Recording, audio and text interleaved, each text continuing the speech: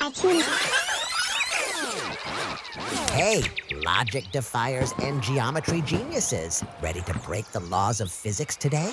We're drawing the Penrose Triangle, the impossible triangle that's more confusing than trying to find a matching sock. We have blue glitter, a naughty vacuum hungry for sparkles, and paint droppers that look like science experiments gone wrong.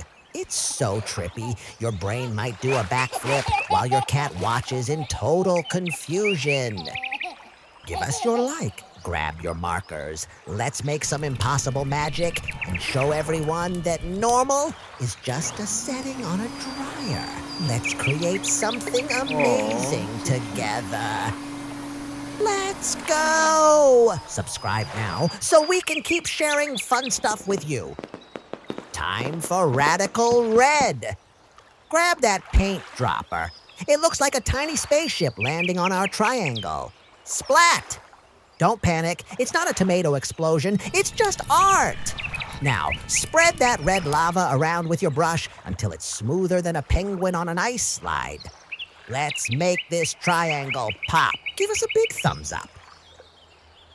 Next up, Chill Out Blue. This dropper thinks it's a mad scientist making a secret potion.